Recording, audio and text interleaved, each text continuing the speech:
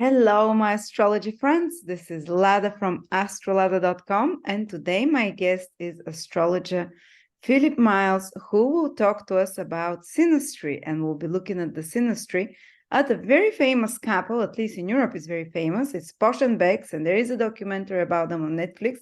That's why people have been asking us. So Philip decided to look at their synastry. Hello, Phil.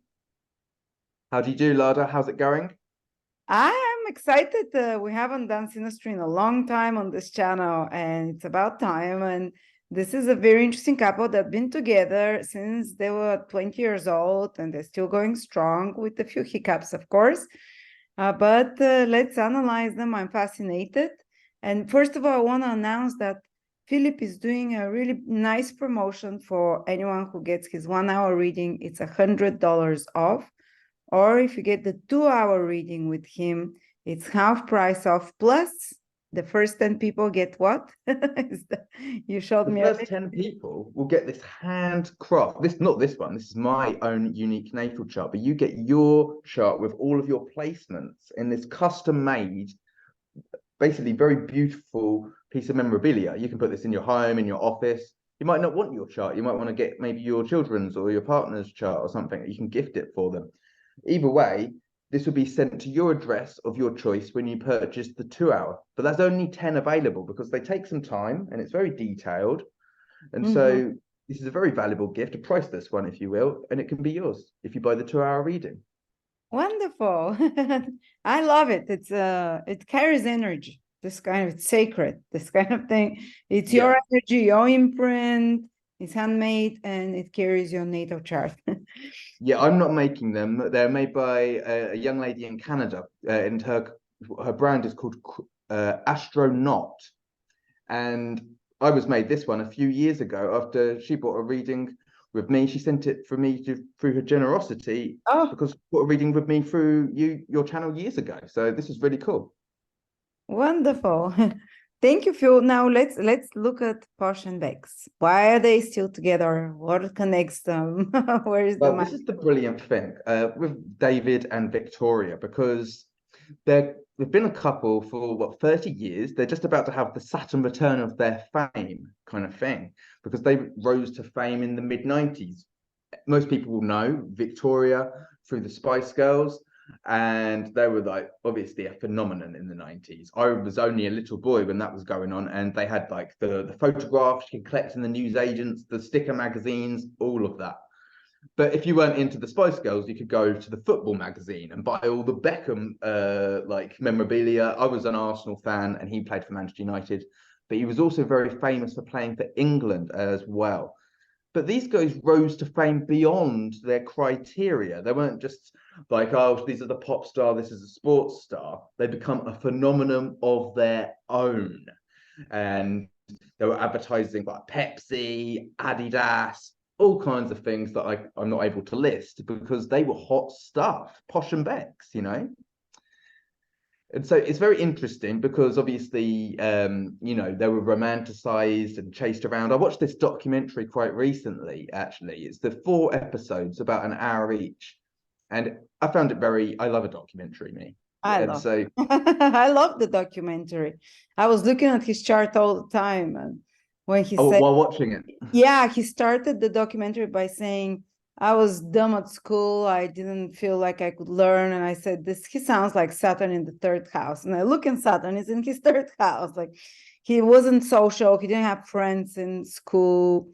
And of course, he later on found out his own voice, but it was so on point when he was talking. And I was even looking when they both met. It was March 1997 or something like that.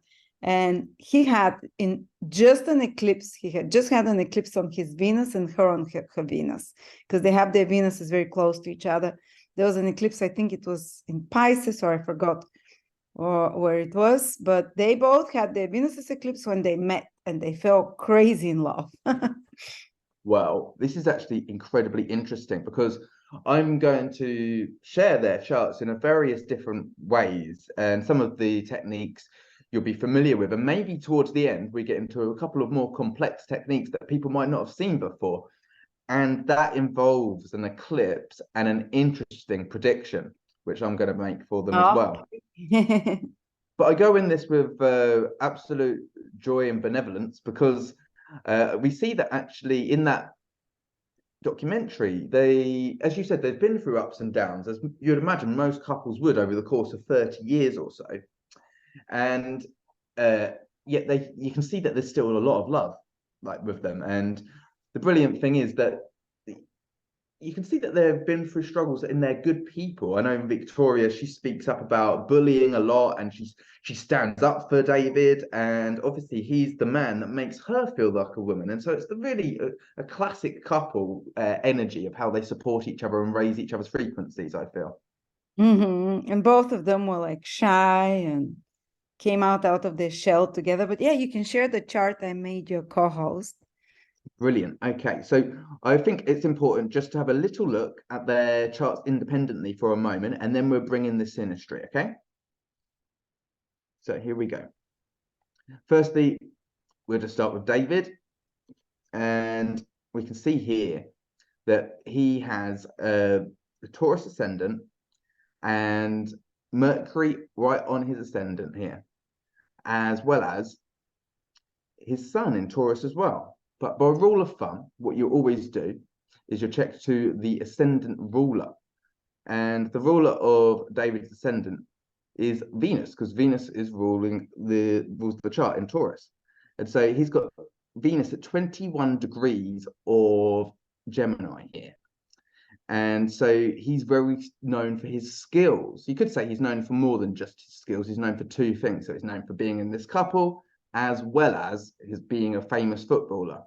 I feel like this guy is going to be also more famous as the years go on for probably being a football manager. You know, he'll probably, because he is a football manager now of teams in the United States.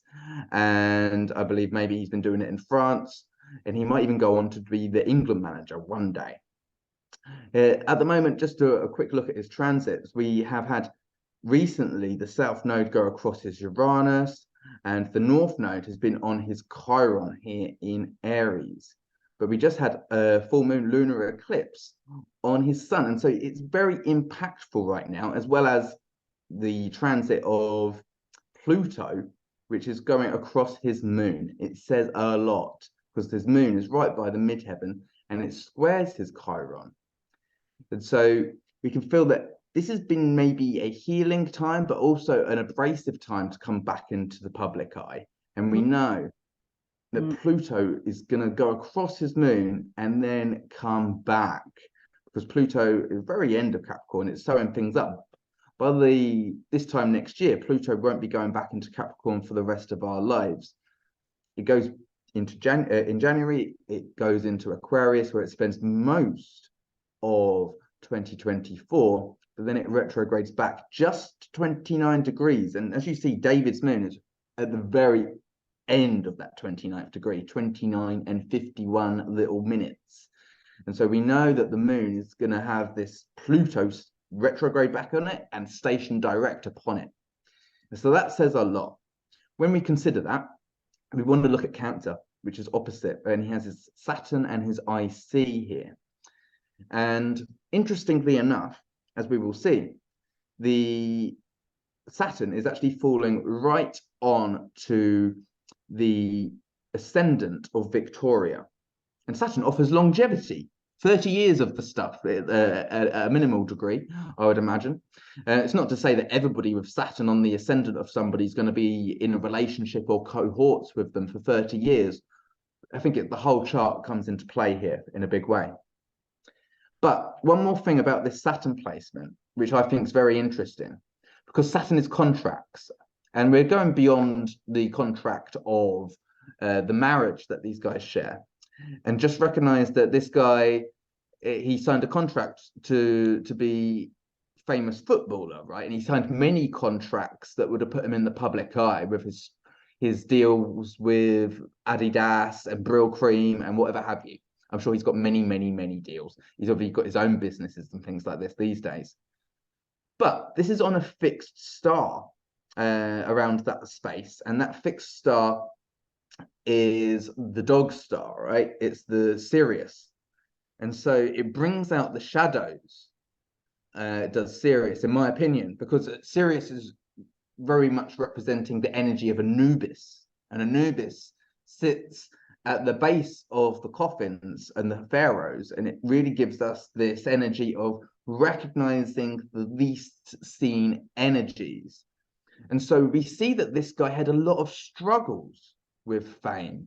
He has the paparazzi running after him so much, him and Victoria, and even when they had a child, there was a lot of money offered to them for just a picture of the child, or even threats for them to kidnap the child. And that's pretty dastardly.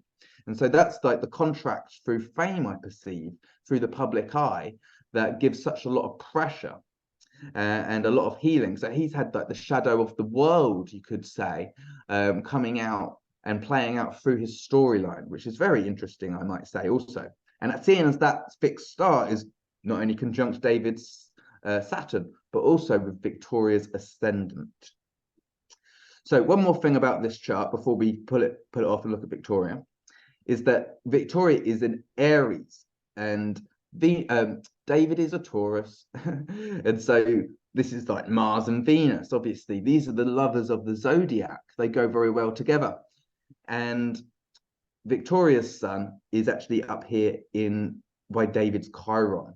So she's actually got a Chiron sun conjunction, which is very interesting for the healing of the journey together. But not only that, but for the dynamic which they're playing out in love with one another as well. And so this is just a quick overview of David's chart. We'll now look at Victoria's chart and have a little overview and have a little memorize of the placements which we already looked at. And so here we go. So as I say, David's ascendant is ruled by Venus, whereas Victoria's ascendant is ruled by the moon, because she's a Cancer ascendant, which is very interesting. So very cardinal is Victoria, as an Aries sun and a Cancer ascendant. She's very much a leader. And so we look to the moon for Victoria, and she's got it in Aquarius in the 8th house over here. And so that's the chart ruler. And so she's obviously very famous behind the scenes as well as publicly. Not only that, she's got her Venus exalted over here by the midheaven and Jupiter. Now, this is very good because Jupiter's in its home sign and it's in the 9th house, and the midheaven between Venus and its exaltation and Jupiter in its domicile place means that this person just really can't get away from the public eye. And that's why she's so successful with her fashion brand. It's one of the most successful fashion brands. Well, that's interesting. You probably know a little bit more about that than I do, but I did see. Yeah, I used to have so many of her dresses. They were the dresses to have. Still, I don't know anymore because I have children and don't dress up like that. But yeah, her brand is really, really stylish and expensive. Well, you're very stylish, Lada, so I'm not surprised that you found Victoria's inspiration. Tracksuits now. Well, what I also recognize is that we see that the midheaven and Venus made perfect sextiles to David's Taurus sun. So that's great energy, receptivity of these guys, especially as Venus rules Taurus. And so David brings a little warmth with the sun energy there, and even maybe a bit of protection and groundedness to this Pisces energy, which I think is very useful and very intriguing, very interesting. Now, also, I will think we'll mention one thing before we bring up their charts together, is that Victoria has this Uranus opposite her sun, which I feel like that is very intelligent, and she gets to see things from another angle that maybe most people in the public eye wouldn't, which I think is very cool, because I was considering the other day that we've got in the structure of the world, there's many different people who would have been, I don't know how to say this, leaders in the public eye, if you will, or influential. And yet these guys are an interesting age bracket. I feel that they bridge the status quo between generations in a very powerful way. I wonder what you think about that, Lada. Like maybe these guys can be a voice for the younger generation that are coming through, like our generation, that maybe haven't really been vouched for in the way in the public so much as which we are seeing in these changes of times right now, which I feel like is very interesting.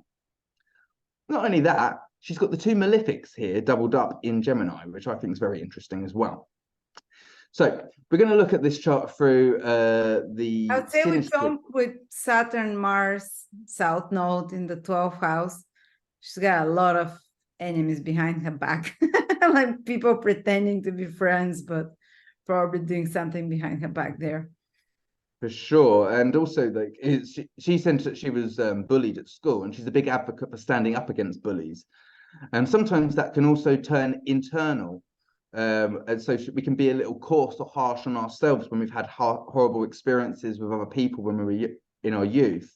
And so she's probably learning to soften that energy quite a bit over the course of the time which she's, having her experiences.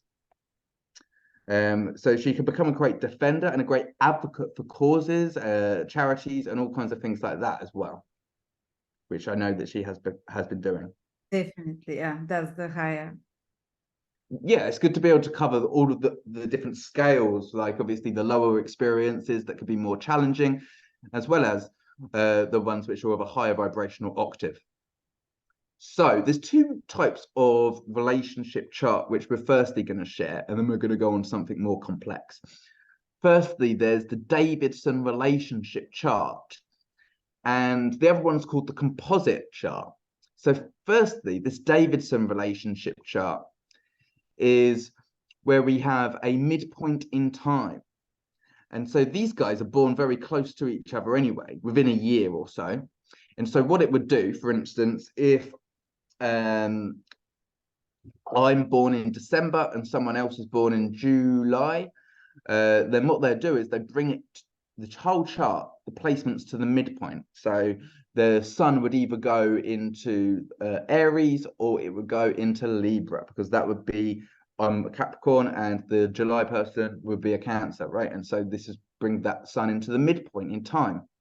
And so this is what this chart has done, because we see that actually we've got the polarity of the chart. So we're seeing the other chart is a midpoint in the chart and placements, the composite chart.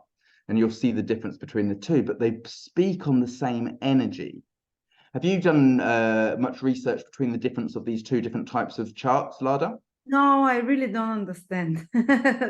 I don't look at composites even. I just look at synastry, overlay charts. So I personally, I just know that, and the synastry, me and my husband have Uranus exactly on the ascendant, which they say, not synastry, but composite, which they say it can start suddenly and end suddenly. It did start suddenly, hasn't ended yet, hopefully.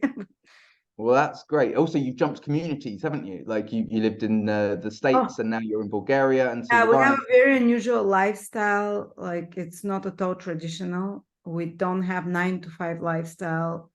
We can, yeah, so it's very Uranian. So yeah, usually in these charts that what are called Davidson and composite, I would look at planets on angles, and they're very telling for me. Yes, yes. Relationship. Well, I pretty much do this with most of the people I've met over the course of the past few years. And so I've been really getting a lot of experience at looking at both the Davidson and the composite, and looking at the patterns between the two has been very interesting as well. So we look at this chart, and very perfectly for a couples chart, it's a Scorpio ascendant, and as you see also Scorpio Sun Mercury. And that Mercury was retrograde at the time of the birth. So they were born a day before, well, I say this chart is cast a day before a conjunction of Mercury and the Sun there, which is very interesting. But Pluto and Mars rules the chart. And so firstly, let's use Mars, because Mars rules Scorpio. So we look at Mars, and it's at 27 degrees of Libra, Venus's sign in the 12th house. and it's in a conjunction with Venus. Absolutely, it's almost a perfect conjunction. It's only a few minutes between the two here. And so that is beautiful, isn't it? Like that's really dynamically chosen. It's perfect for a relationship kind of energy. Not that any energy of a relationship is perfect. They all come with their challenges, but this is a very receptive energy. They can be open to connect with each other's perspectives and take a higher angle on things as well, because they got this Uranian energy influencing it big time, with Uranus only being 1 degree away from that conjunction, also there in Libra. So I think that's very interesting for us. So we think about Mars also ruling the 6th house as the first house, and they do a lot together in work, even though they're doing separate things. They're famous for their sense of identity, and the 12th house is all about fame. You can't touch this couple. They're hot stuff because everybody wanted a piece of them. But yet behind the scenes, they have, like, in community and in networks and spheres of influence, like they were invited to royal weddings and things like this, royal funerals. I would be thinking at the end of the day, why have they got these guys there? But it's because the royals wanted to be seen as a young, hip, happening kind of thing. So let's get the Beckhams involved in all of our bravado. You know, that's the way I saw it, at least. So that's very interesting. We look at Uranus, and it rules the moon of the chart. It rules the 4th house of the chart, which is interesting. I feel that these guys, I mean, this is just opinion, but I feel that these guys, they got their roles in fame due to not just luck, but maybe knowing the right people in the right places. I know that David had a dad who was very influential in his growth. It seemed that he was quite pressuring him to become a great footballer. Even said in the documentary, because David had a hard time at one point because he got some backlash due to some football incidents, and he got a year of being booed. And he said that the only reason he was able to get through that situation was due to his father's being such a bully when he was younger. He knew that he could overcome anything because he got over his father, which was pretty intense. But the point is, I reckon his dad probably knew people in community, likewise with Victoria. And so that's how they got the positions in the pop group and the football team. It wasn't just skills, it was good opportunities that they were preparing for and making the most of. That's my opinion. So there you go. But as we see, that this is giving them opportunity to work behind the scenes in a glamorized state through various different ports of calls, which I think is very intriguing and useful for them. Not only that, they've kind of got Jupiter squaring their nodes. Jupiter retrograde at 8 degrees of Pisces in the 5th house, squaring the south node here, just about, if you will, which is at 12 degrees of Gemini, and the north node here at 12 degrees of Sagittarius. And so they might have started out private for a minute or behind the scenes for a minute, but their fame and fortune is in the worldwide, like sharing their awareness, their fame in the worldwide way, showing their creativity in a worldwide way. So I see that, as you say, Victoria's really into fame and fashion, and David has he's growing honey. He's got the one of the features in the documentary was showing that he's got a business sharing honey. So this is all the different things that they get to do with their fame, is be more creative with their projects and things like that these days. So I think that's very interesting for them. I'm also thinking Jupiter in the 5th in the composite, they have 4 kids together. They have a very big family, don't they? Yes. That's so where they're lucky, they're happy there. And who's to say, like, if you can consider maybe 10 or 20 years down the line, there might be like their children could be quite famous, and they might be like, well, you know, this is Beckham's child. He's even better footballer, or whatever they might do. Because I think one of them's going to go into football, but maybe not all of them. They might be famous for different things. They've got a daughter and 3 boys. Is that correct? Yes. Something like this. And so this is the 5th house, which is about children and joys, and so they can get a lot of fame. Some people say that you can get a child in various different houses. The first child would be the 5th house, and then the 7th, and they go around the chart like that. Have you heard these perspectives before about children? Yeah, for sure. First and seventh, and ninth house is the third, 11th house, the fourth. But Yes, like so they looking teach. with this Mercury and ascendant on their ascendant, mutual ascendant, I would say what saves them is talking and communicating. Say that again, please. That in their relationship, the most important thing is communicating. Mercury Yes. ascendant and coming together as a unified front in front of the media, Mercury. And Uh-huh. Yeah, and so I feel like they seemed very well established and connected in their current, but like as we know that they might have been presenting their best, but yet you can tell that there's a lot of love there because of how they speak to each other. I feel that that's very clear. But yeah, at the same time, you never know. The eclipse was opposite the recent eclipse that we just had was at 21 degrees of Libra. And so we know that's near the Venus, but it was absolutely opposite their Chiron as well. And they're due to have Chiron returns in pretty much they're having their Chiron return. It's going to be more impactful next year. In fact, the next eclipse is going to be on their Pluto here in Libra, new moon in 6 months. And then the full moon in Aries is going to, or the new moon in Aries, actually, it's the new moon. So yeah, the full moon is going to be on their Pluto, and then there's going to be the new moon here conjunct Chiron. Have you seen that, Lado? There's the new moon in Aries is going to be conjunct Chiron absolutely to the minute, and that's on their Chiron as well. that's not just new moon, it's an eclipse, isn't it? Yeah, new moon solar eclipse. So that's going to be very impactful and interesting. Mm. But you see how funny enough how they became so famous again? Eclipse on their ascendant.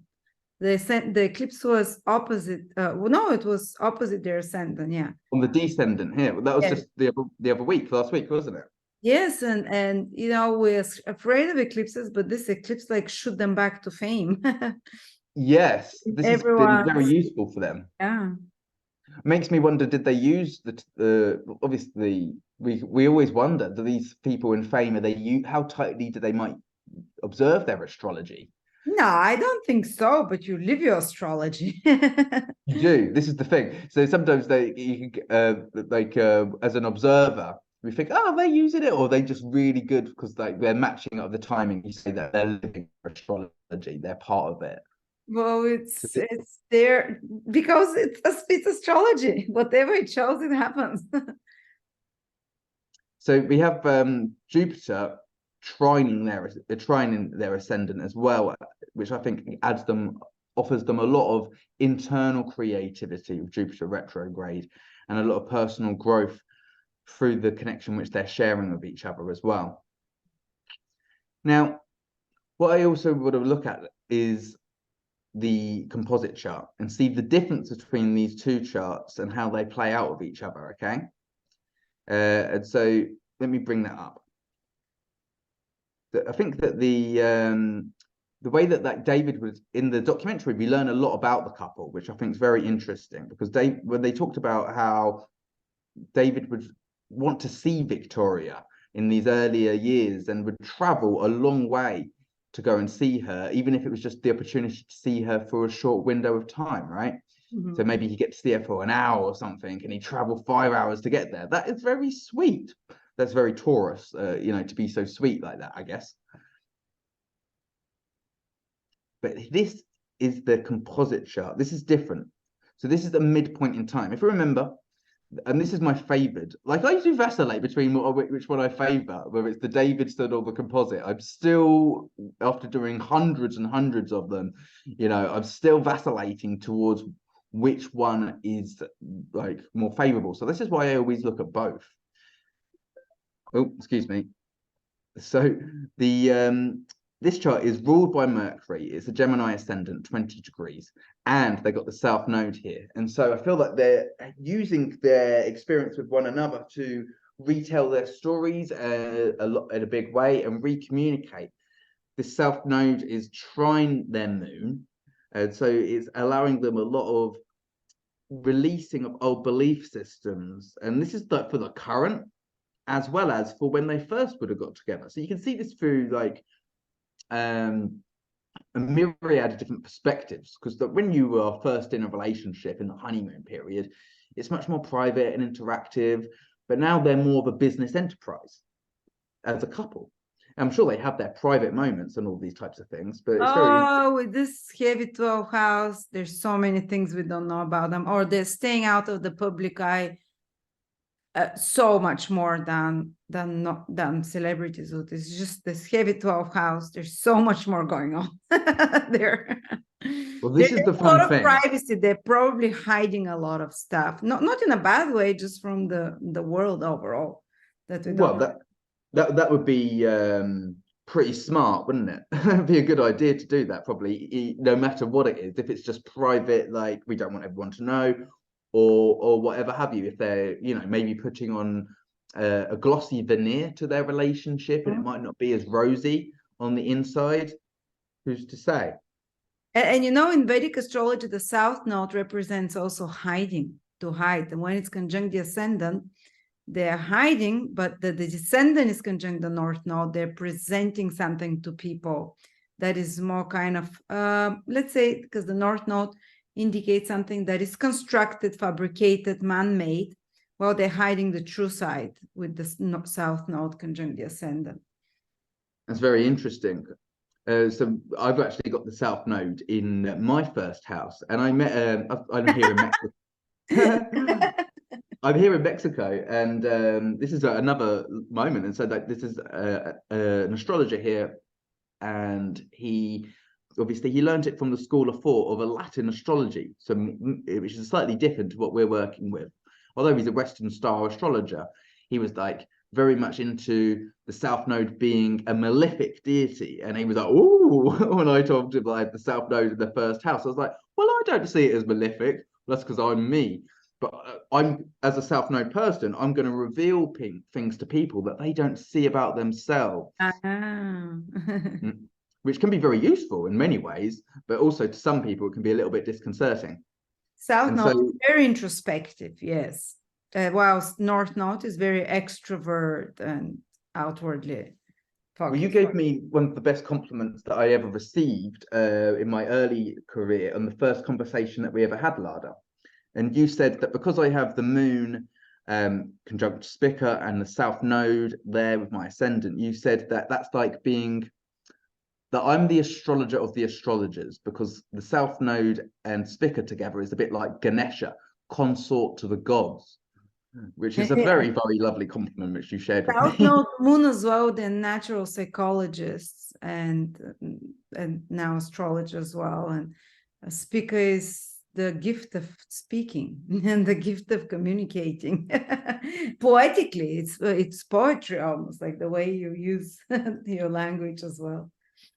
Thank you. I do enjoy it. It was funny actually, because in education at school, I wasn't really celebrated, and it was really more challenging and poo-pooed in a sense, labeled dyslexic and things like that happens to a lot of creative people, and especially a lot of people with sticker placements, I've noticed.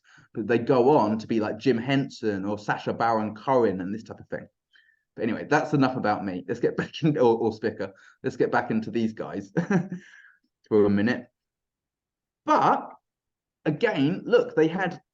So if Victoria was Aries and which is like, she's like 26 degrees of Aries, I think it was, something like that.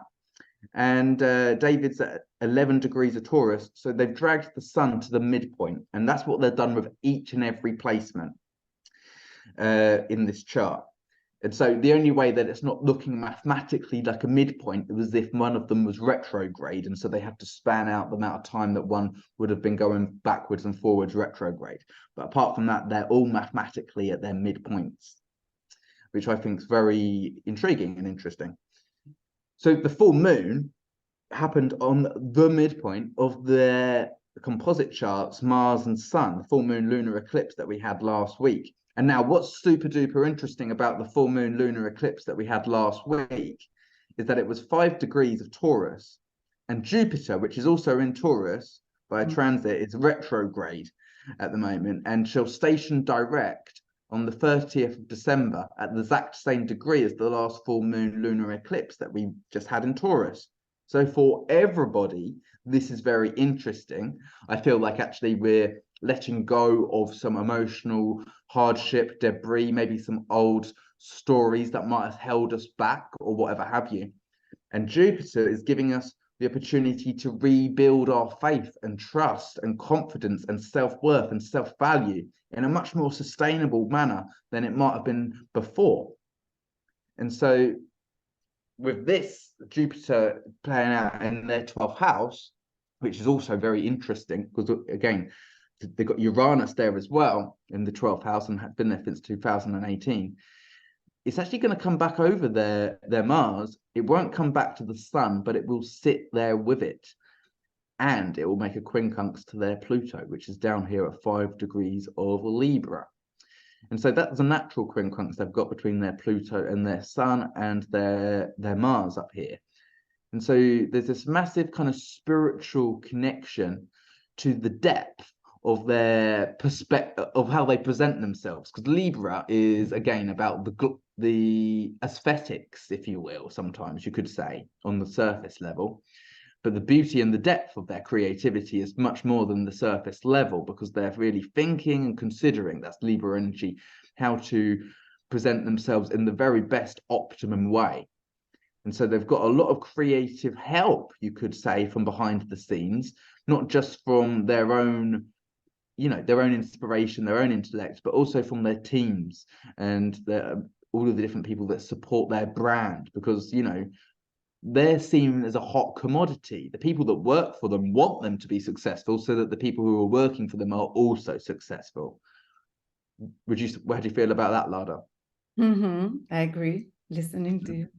Yeah, I felt you would agree. So this is quite a nice, these are all personal planets behind the scenes here. Again, so this relates to their family, and I feel like maybe there's a little bit of grooming for their family to be the next surefire hit, the next big thing, which is interesting. But we also see that the North Node transit is heading towards their Chiron, and they have that new moon in the 11th house.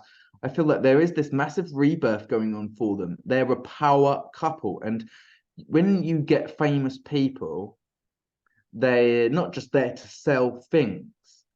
People aren't just here to sell things. People can be used in a much more powerful way than making money when they've got a real degree of fame. They can be used to influence politics, and they can be used to influence the people. They can be used to sway an audience this way or that way. And so to position them in the right place and to protect them in a way that allows their voice still to be seen as sacred or redeemable to the masses, if you will, then that means that they're still a very key player in influential spaces, which I think is very interesting. It's slightly esoteric of me to say. So we always want to look at Mercury for them, as well as their chart ruler here at 2 degrees of Taurus. It's right next to Venus. It's very sweet. They're going to come across nice, but again, it's all about the veneer. The 12th house is all about the glamour, and glamour is mystique and magic. It's a bit like fame, because you can't touch it, you just see on it and you project onto it what you see, like I've just been doing with this, because I've never spoken to Victoria or David. Actually, I was speaking to a fellow colleague, Alex Trenowworth. She's an astrologer of about 40 years. You may know Alex. She lives in London. She actually lives very near David in the same road, apparently. I was like, wow, that's pretty cool. I'm not sure if it's the same road or the same Beckham. constituents. Excuse me? She lives next to David Beckham. Yeah, that's a good place to live. She must be live in quite a flighty area. I think it's the E20 of London. I'm no expert. So that's very interesting. Not only that, look at they've got Jupiter up here, 24 degrees. And so they've have Neptune transit their Jupiter as well, which is very interesting. Because Neptune is the mystery, it is the je ne sais quoi fog, but it's also the idealistic. And this is the world, Jupiter. And so their view, how they're seen, but even though their midheaven's over here in the 9th house, as we saw in the other chart of Victoria, they've got Jupiter and the midheaven together, which is great, but the moon is over here in this one. And so that's very intriguing and interesting. So if Pluto transit through their 8th house, I feel like this is a lot going on as we were talking about behind the scenes in their work, about what they're about to bring out. Maybe their documentary was a shoehorn to put them into a position where they could be seen just how we always used to see them, or even with a better degree of taste and zeal, because they're hot stuff. I mean, I don't watch any other media really very much, but in the little bits that I catch, I hear that, oh yeah, they're being spoken about again. Oh yeah, they're a hot commodity if you get a game. So they've been put. I think people would always like them because look at them. When you have moon conjunct the midheaven, that's your reputation. And the moon is, people feel like they know them. It's familiar. Moon is the queen. So this is a position of popularity. Moon conjunct the midheaven. They always be popular. And this moon has good aspects on me. Well, yeah, trine to the ascendant, trine sextile to Neptune. I don't see negative aspects there. So they are there. They will be always present somehow in the public eye, and people feel like a nostalgia, familiarity, affinity towards them because of this. Yeah, so like relatability goes such a long way. Yes, that's the right word. Yeah. So what I'm going to do now is I'm going to share some other things with regards to their charts, and I think it's going to get a little bit more complex, but it's very interesting. So to do that, I have to change what the things that I'm using here, and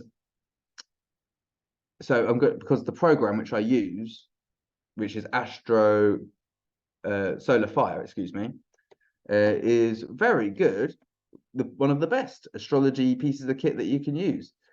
But I've got something which is going to be using asteroids and stuff now. And so in love, what we look at a lot of the time is Psyche and Eros. Have you ever looked at your Psyche and Eros, Lada? No idea. Well, Eros is the son of Aphrodite, which is Venus, and it's like Cupid, and so it's the one who shoots the arrows, or the Eros, into the person that they find they fall in love with. But Psyche is more like the soul urge or illusion of what we think is love. It's got this very kind of glamorous kind of Piscean kind of mystique to it. I feel like sometimes, you know, when you just really idealizing someone that isn't for you kind of energy, but sometimes they are for you kind of energy. That's that Psyche of the soul type of thing, and it sucks you in. It's really encapsulating. And so what we've gone back to here is David's chart, and so one thing about this is that we're going to look at the synastry of both their charts together, which is what you were talking about. You always do first thing. So we're going to get to that in a moment. But the Psyche of David is at 24 degrees of Aries in the 12th house, conjunct the Chiron, and also that's going to be very close to Victoria's sun, which is just the other side of this Chiron. And so I thought that was very interesting to look at. Not only that, we have the Eros at 6 degrees of Virgo. And if I believe that's correct, that's opposite Victoria's Eros. And so that's very interesting for us to be aware of. I thought the reason I brought it out in just the individual chart there for a moment is because I think it's good, easier to reference when we see it one-on-one like that. So let me just show, excuse me, I've got a lot of things here. Let me just show it in Victoria's. And so, yes, look at this Eros. So it's in, firstly, she's got Eros conjunct Venus and her midheaven and Jupiter. I think everybody loves Victoria in one way, shape, or form. I always say to people, obviously, what is your favorite Spice Girl? Do you have a favorite Spice Girl, Lada? Jerry Halliwell, because she was a bit wilder and suit you, Lada. fiery. I was an Emma Bunton kind of guy myself, but hey, they're all lovely. But yeah, like this Eros against Eros opposition, so which is very interesting. And she also has Psyche here at 7 degrees of Aquarius. And so we see that their placements are very locked in. It'd be easier to see when we look at the synastry together. I think that I also wanted to go. Let me just check. There's one more thing I wanted to point out about David's. I wanted to have a look at that. I don't know if I overlooked it. Yes, and this is something which I discovered yesterday by accident when I was preparing these charts just before I went to bed last night. And so, as an example with a client a couple of days ago, I brought in an asteroid just to show that you could. And the asteroid, off the top of my head, was the asteroid Beer. And when I was studying astrology at the beginning, I used to go to a local astrology group in England, and they said that there was this. They did a talk on asteroids, and they were talking about beer as an asteroid. And this person had said that they had beer on their ascendant, and that person who had beer on their ascendant died from being an alcoholic. Now, I've never heard any stories. I'm saying this and owning it. I don't read the tabloids or papers, but I've never heard any stories about David being an alcoholic. But he's got Beer asteroid conjunct his North Node here, which I thought was interesting. And I just discovered that by happenstance. And I don't want to project on the poor guy because he seems quite a sweet lad. But I thought it was worth mentioning that because it's funny with the asteroids. There are millions of asteroids, and I think April she found out that the asteroid called Lada was on my sun. wow. Exactly. And the asteroid called Bulgaria was on my ascendant. So that's, you can find anything if you want to play around with that. And it's some synchronicities again. So, obviously. That's super interesting. You also, you're a big flag bearer for Bulgaria. And I think that Bulgaria will be very proud of you for doing so, right? Right, this is their charts together in the synastry. And so I look at all of these reviews with regards to people. And when they talk about the outer planets, they're always going to be in alignment, especially with these guys, because they're born within a year of each other. But then we can look at how this is a more complex way of seeing things. For some people, it's going to be like, that's a lot too much information. But this is why we break it down like this. And so when we look at the inner wheel, we're looking at David, and this is the blue. And when we're looking on the outside of the wheel, we're looking at Victoria, which is the red. And so look, they've got David's Mars is so close to Victoria's Venus, and Victoria's Venus sextiles the sun of David, which I think is obviously just perfect for those guys. But also David's sun here making this square with the Chiron and the sun of Victoria.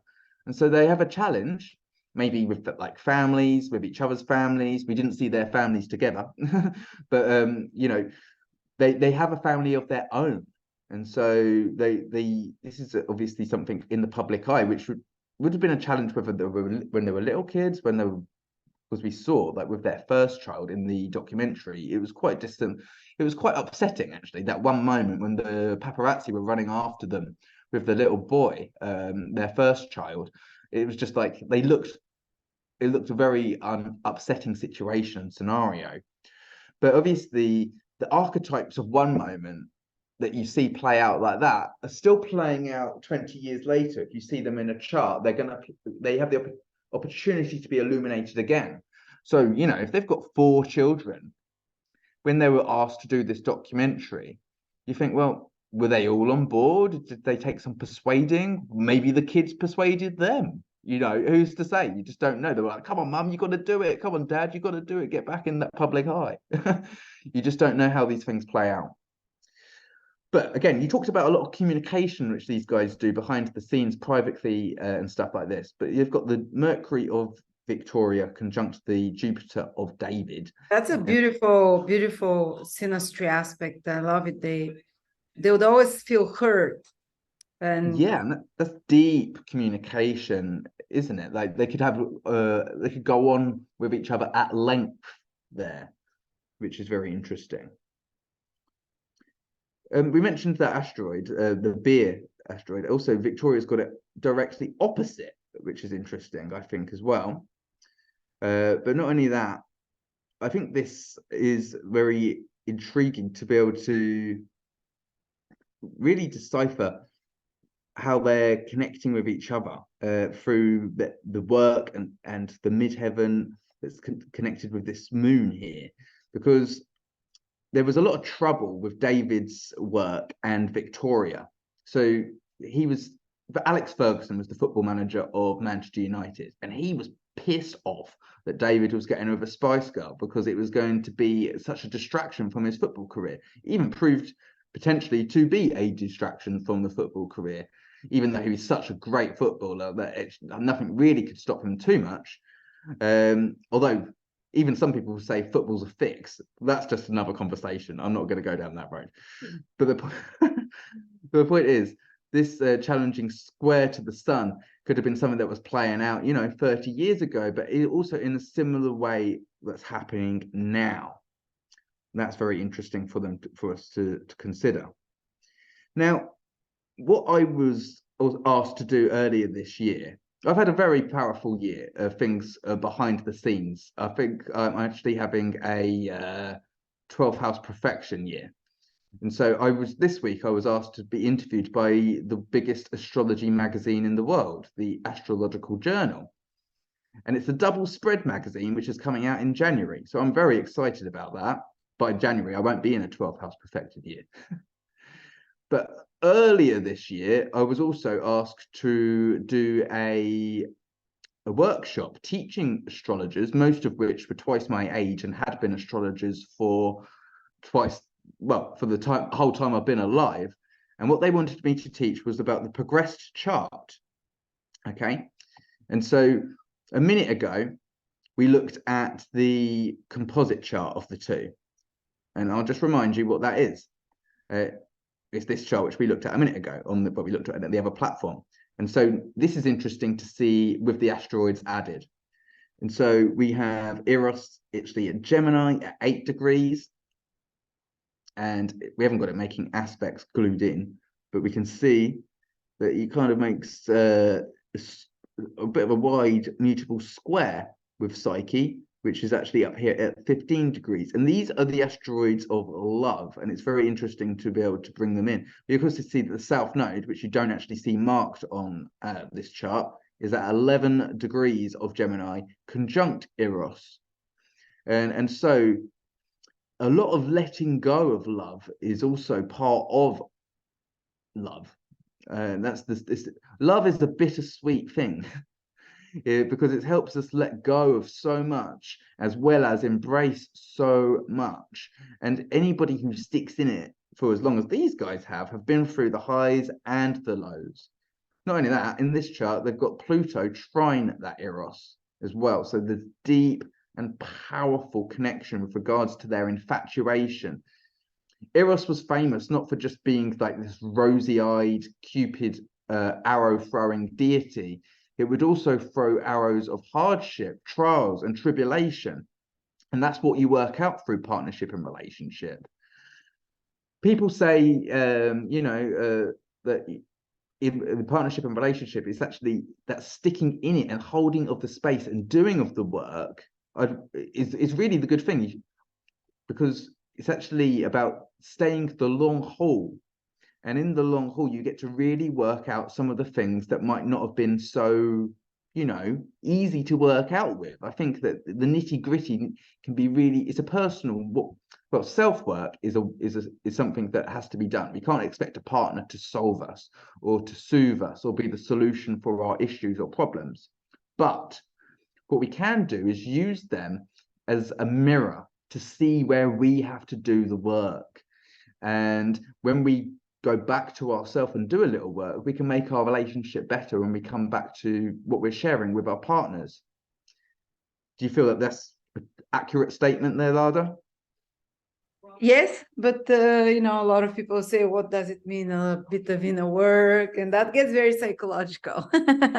Yeah, well, it's taking responsibility where I feel like big time, where we have our triggers and reactions, and where we've got our issues and projections, and it is a blurry area because we're only able to see from our angle. This is why projecting onto one person all the time is also just a bit can be a little stifling. So it's good to have multiple different angles. Maybe sometimes we like have a friend that we can talk to, or counselor, or astrologer, or something like that that gives us greater perspective.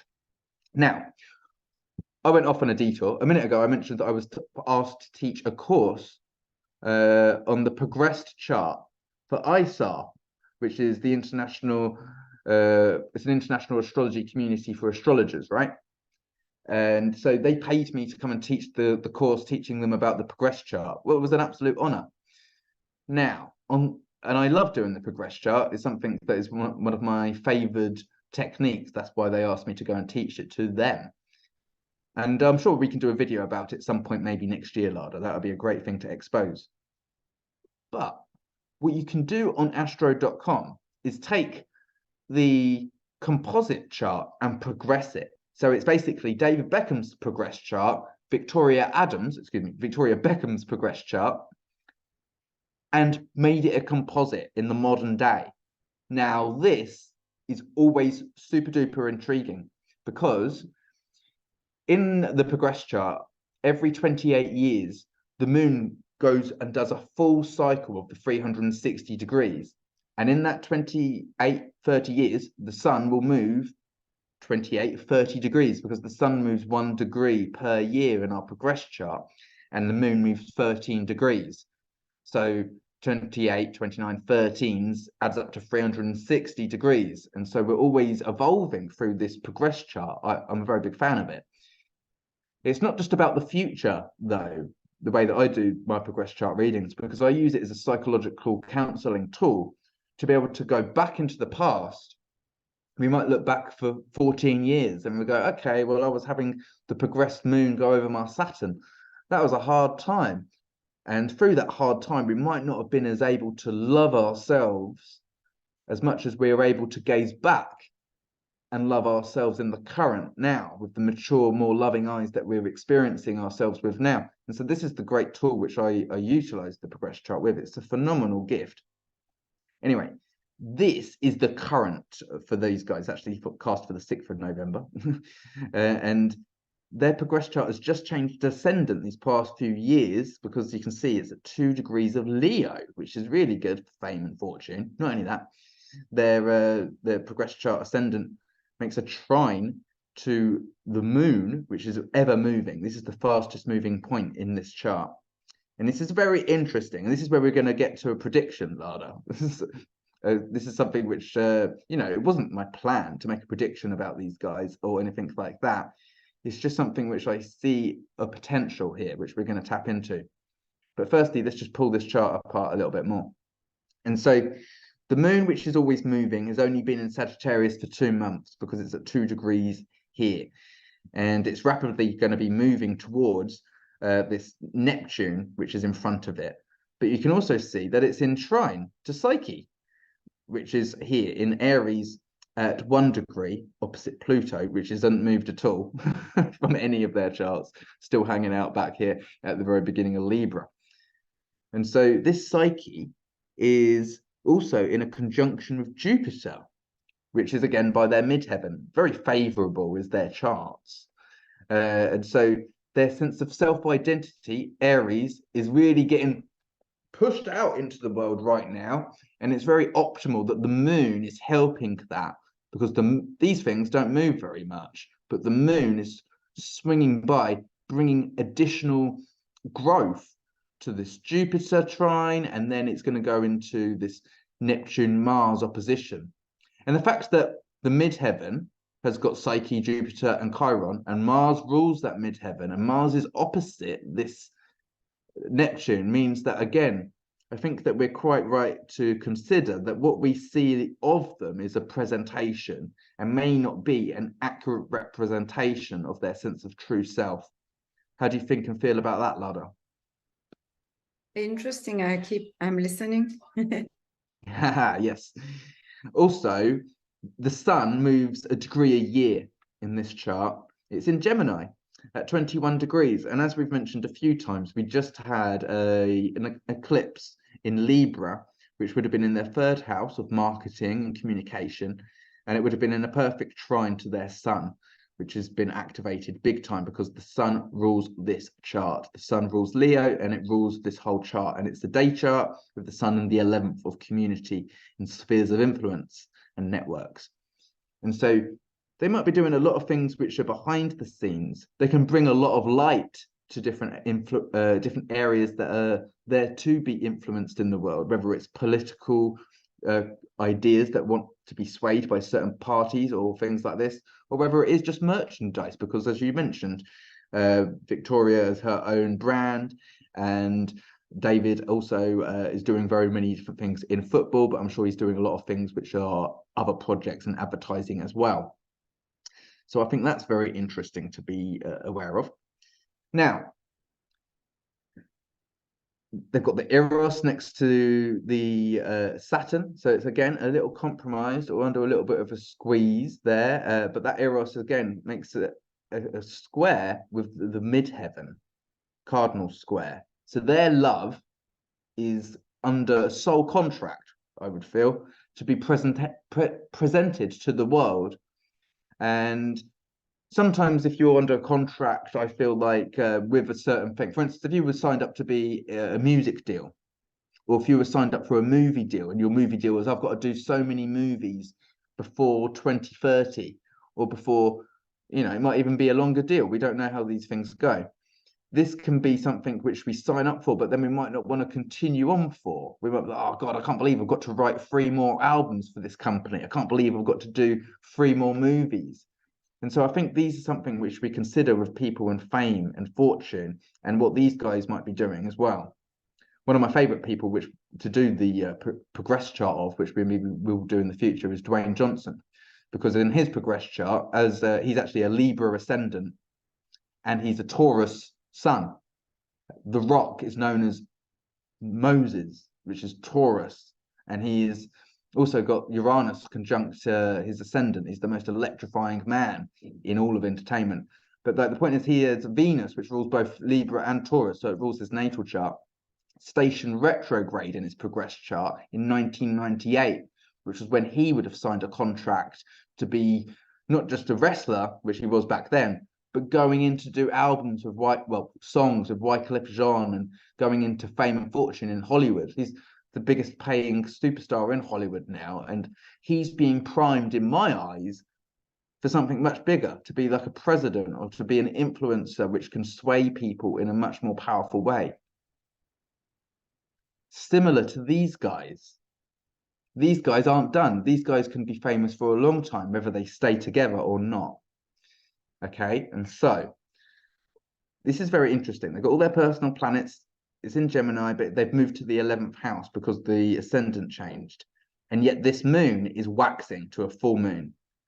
And this full moon is going to be an eclipse, because we have North Node here, very much near Neptune, it's conjunct Neptune, and the South Node over here, conjunct Mars. That's going on. And as Mars and Neptune are at lower degrees and the nodes retrograde back, that conjunction has not taken place yet. So it's going to happen. And that's a very much more slow thing than the moon, which is rapid.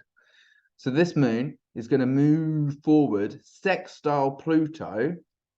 It's going to trine Jupiter first. So I think that's great.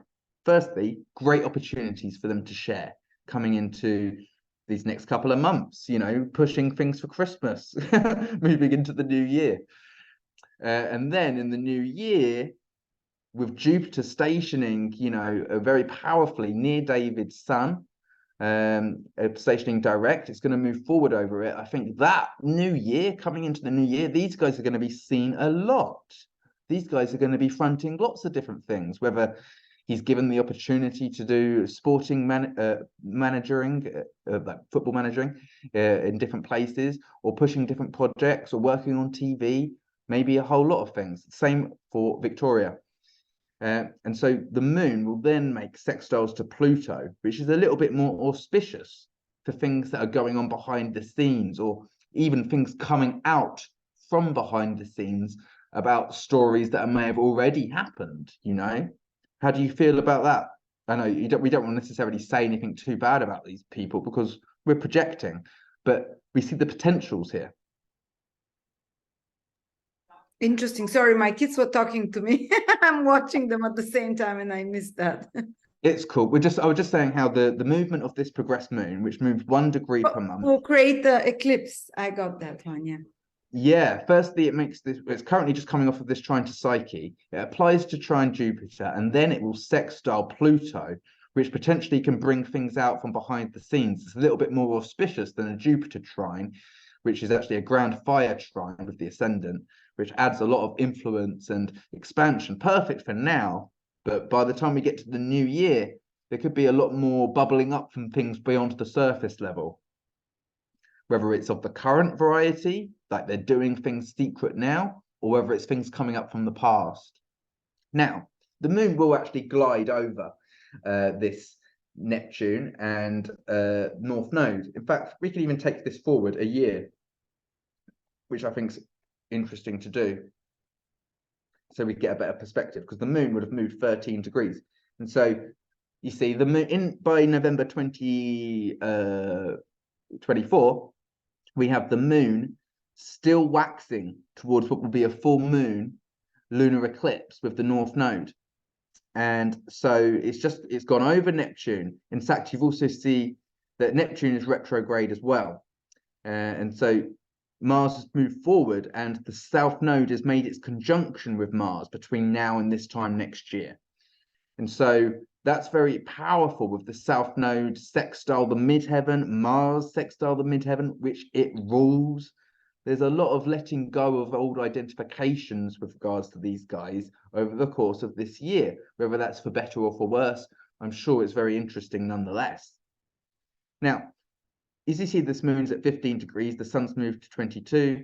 By the time that this moon gets into its fullness, which we may as well get the chart to look at, it's going to be 23 degrees. I reckon that's going to be on average maybe August 2025. Maybe it's about July 25. We're going to take a stab in the dark there without doing too much maths, but I reckon that's about accurate-ish.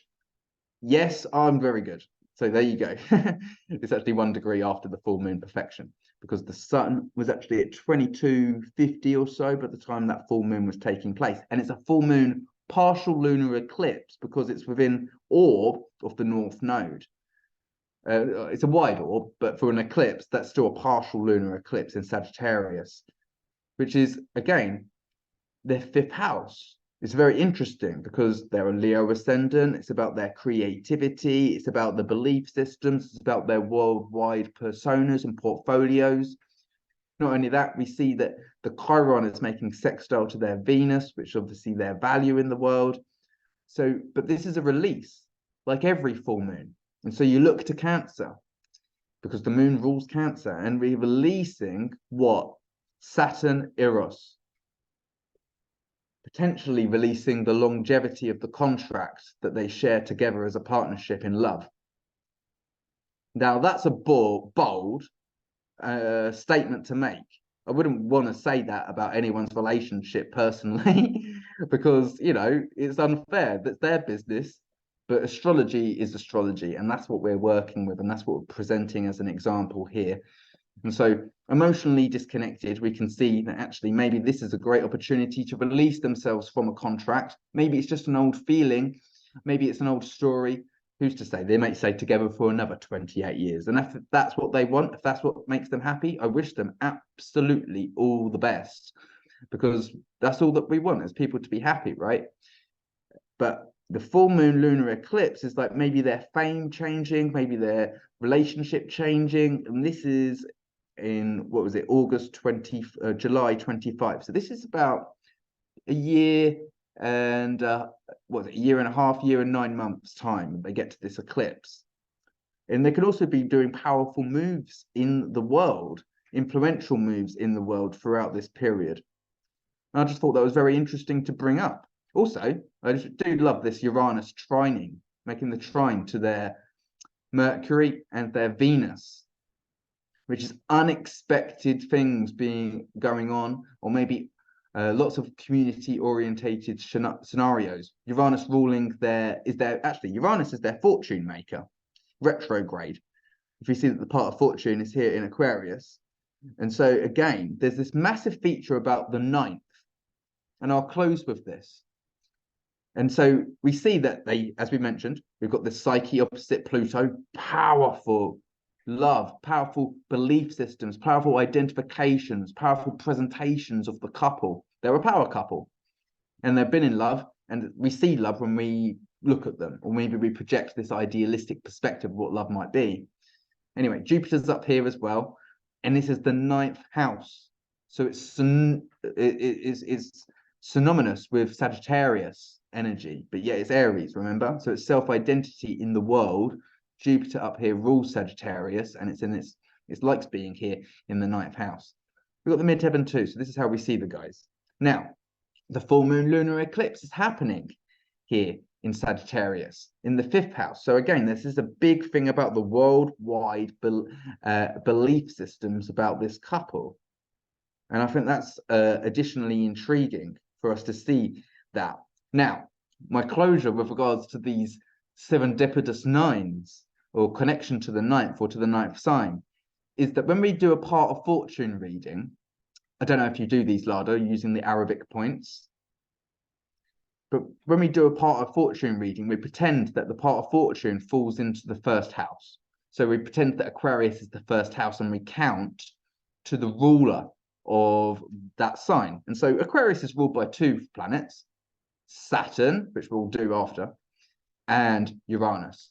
And Uranus is in the ninth place of Aquarius, and it's retrograde in Libra, the sign of relationships and relatability, in the trine to Venus. And so I feel like there's this massive shift of our perspective on this couple. Maybe they're changing their position. As you say, they're people who are in fame these days are a bit like they were positioned as royals. And I don't really see that I'm a royalist, not at all. I'm not an advocate for that. I think that monarchy is a separation of power between the people and the spirit and the soul, because monotheism isn't wholeness. Anarchy, that's 360 degrees. Monarchy, that's not a full astrology chart. That's not 360 degrees. Anarchy, that's a full arc. That is 360 degrees of wisdom. And so monarchy is a separation between the truth and the people. But the point is, these guys have been presented like the next royals in the famous public eye, even going to those royal weddings. But maybe we'll see them in a completely different light by the time we get to this full moon lunar eclipse taking place in the ninth, with all of these other accents that are going on. Now, Fascinating. it is quite interesting. One last thing, and that is that we did mention that Saturn is conjunct that fixed star, Sirius, 13, the fixed star is. That's where the United States have their birthday on the 4th of July. They also play out the shadow. No offense to you American guys. I'm not a nationalist or patriot or patriot. I'm not really celebrating the UK. I feel that all of us are unified at our core, and that's important. But that's the 6th house of Aquarius, where Saturn is. And so again, it's about their emotional connection in their day-to-day rituals and routines. It's about their soul contract or their marriage and their business partnership together. Could be coming to a completion, or could be coming to a shift of perspective at these times with regards to the full moon lunar eclipse taking place in their secondary progressed composite chart. Right, that's my rundown of all the various different techniques which I have been using to look at different people's relationships. It's much easier to actually have a back and forth converse with someone, and you can ask them and say, what's going on for you? How are you experiencing yourself in relationship with this person? It might not be a partner that you're looking to do this with. It might be a colleague. It may be a child. Maybe it's your parents. It's all very interesting to be able to decipher and depict, to pull apart and put back together our relationships using astrology. That's a lot of techniques you demonstrated us to us today, Philip. Thank you so much. People maybe who are trying to learn astrology can apply it to their own chart. And I've never looked at Progress, the composite chart. That'd be interesting to check out. You might even choose, if you wanted to buy the 2 hour reading, you might think, well, I'm going to get my relationship chart made. So for me, like this could be like an anniversary gift that you might get made for yourself and your That's partner. good. The energy of the relationship. Yes, whoever would like to have a personal reading with Philip, he's full of astrological knowledge, can talk to you. 2 hours is short. Yeah, as you can see, like I do like to get in depth and go at length, whether it's your natal chart, relationship charts, progress charts. I'm here to serve you in the time that you choose to invest, and I'll ensure that your investment pays off in your interest. Thank you. I'll put the link below for anyone who'd like to connect to Philip. And yeah, thank you for this insightful analysis, Philip. Very in depth. And have a great week and day ahead, everyone who's watched this. Thank you for tuning us. Absolutely. Thank you, Lada. Thank you, everybody, for watching. Thank you, David and Victoria. I intend you have a fantastic day. Bye bye.